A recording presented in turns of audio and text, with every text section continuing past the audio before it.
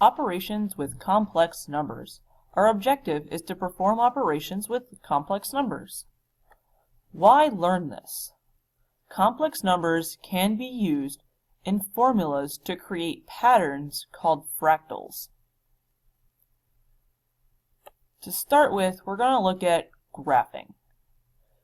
Alright, so we have the imaginary axis, which is replacing our y-axis, and the real axis, which is replacing our x-axis. So, if we look, we have 2 plus 3i. So we're going 2 for our real part, and 3i for our imaginary part.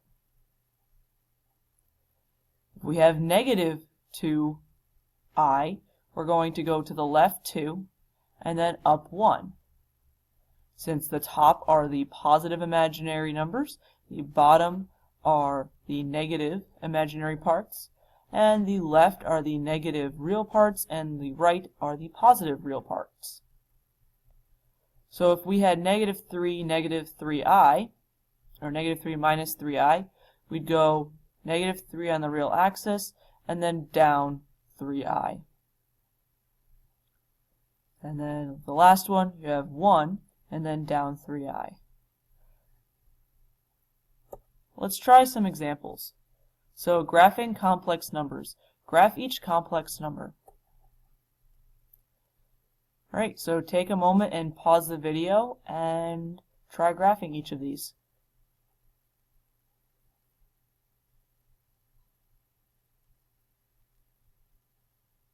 Okay, so now you've had a moment to try it on your own. Let's double check. So negative 3, and then we go 0i. Alright, so now we have just simply negative 3i. So we're going nowhere on our real axis, but we are going down 3 on our imaginary.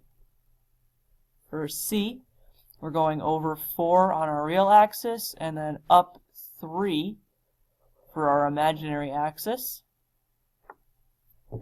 And for D, left 2 and up 4.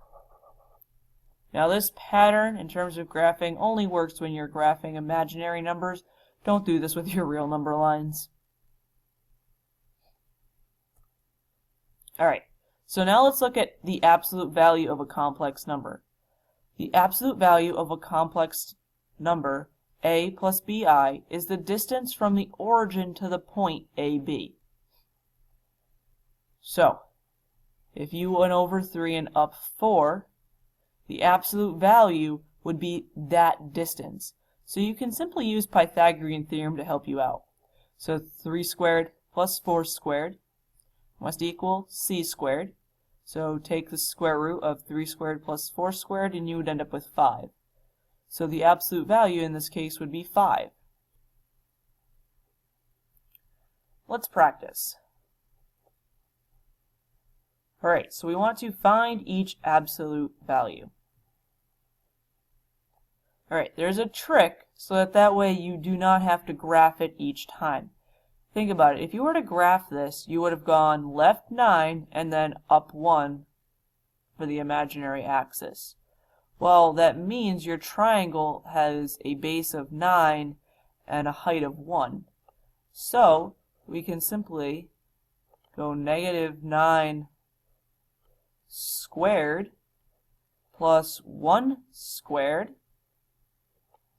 and then simplify. So we have 81 plus 1, which means we have the square root of 82.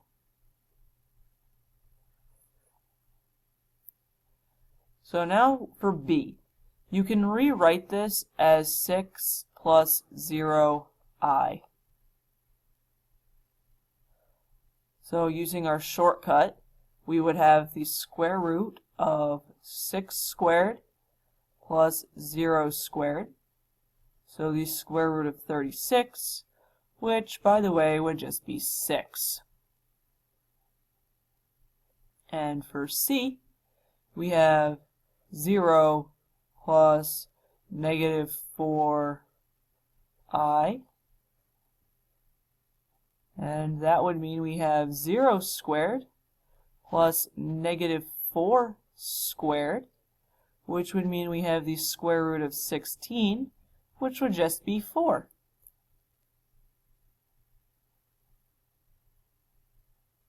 Well, now that we have the ability to determine absolute values of complex numbers, let's look at adding and subtracting complex numbers.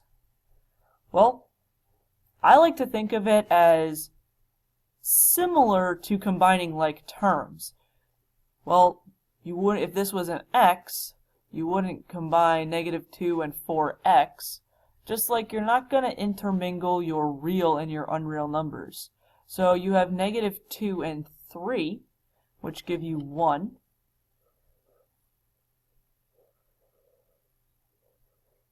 And now you have your imaginary parts, which are positive 4i and negative 11i. So positive 4i and negative 11i gives you a negative 7i.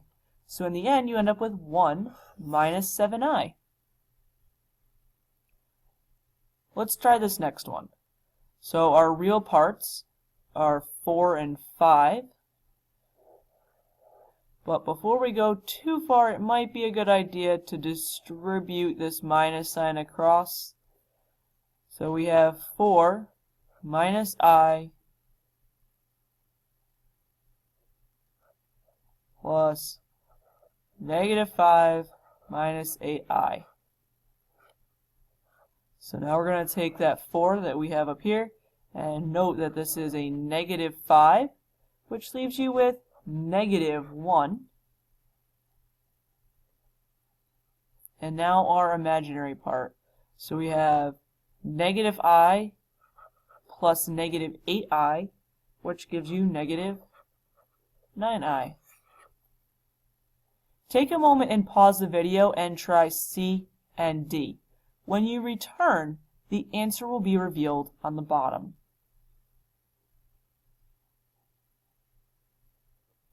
Alright, so combining 6 and negative 6 give you 0, and negative 2i and positive 2i give you 0i, so in the end, well, you just have 0. 10 and negative 10 give you 0, and 3i and positive 4i give you 7i. So 0 plus 7i is simply 7i. Alright, so now let's look at adding complex numbers on the complex plane. Alright, so let's start by graphing each of these separately. So we have 4 and then 3i, and then we have negative 2 and I. So step 1, graph. Step 2, draw a line for each of these points to the origin.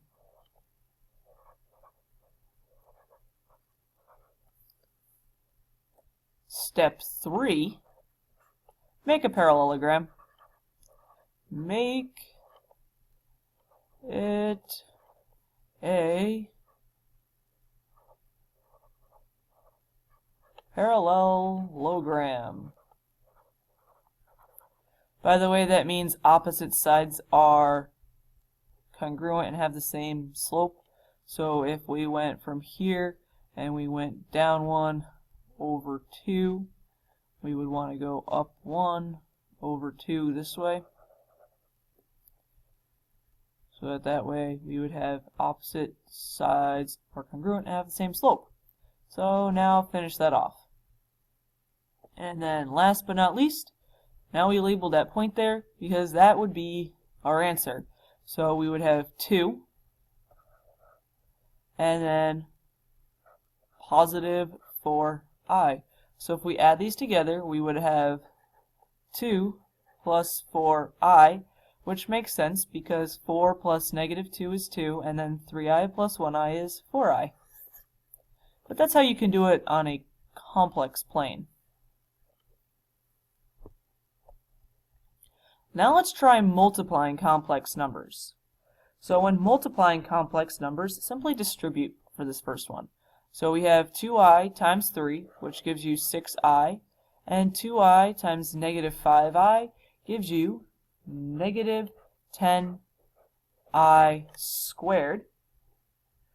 Well, think back. I squared is the same thing as saying -1. So therefore, we'd have 6i minus 10 times -1, which means we have 6i plus 10, and then if we write it in the form a plus bi, that's 10 plus 6i. Let's try one where we have to distribute from a binomial to a binomial. So we have 5 times 4, which is 20, and then distribute the 5 to the second part, so we have -15i, and then we have minus 24i, and plus 18i squared. Well, we know that I squared is the same as saying -1, so now let's simplify. So we have 20 minus 39i plus plus 18 times -1, which means that we'll be left with 2 when we combine like terms, minus 39i. So take a moment and pause the video and try C and D on your own. When you return to the video, an answer will be revealed on the very bottom.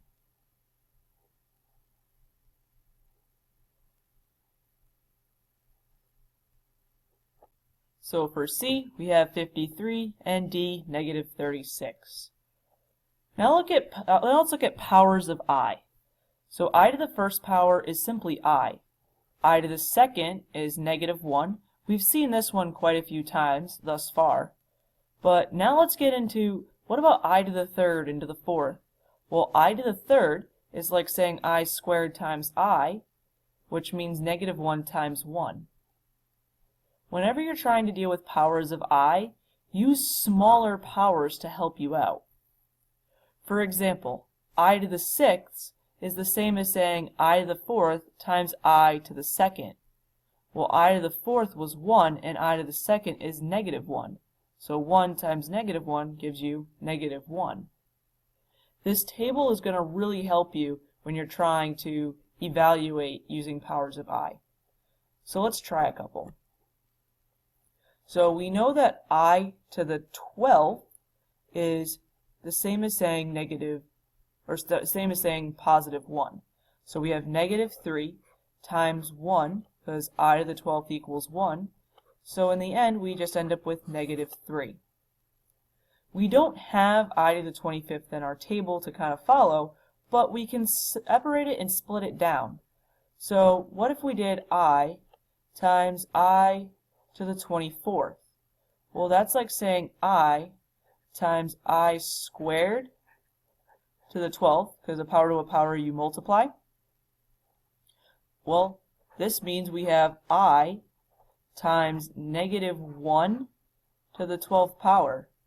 Well, since -1 is raised to the 12th power, -1 to a positive even power, we end up with 1. So we end up with I times 1, which is simply I.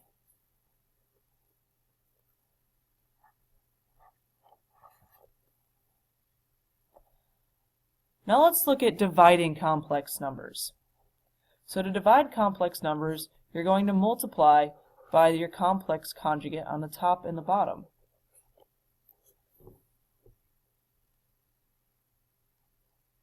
So when you multiply by -8 on the top and bottom, you end up with -24i minus 56i squared over -64i squared.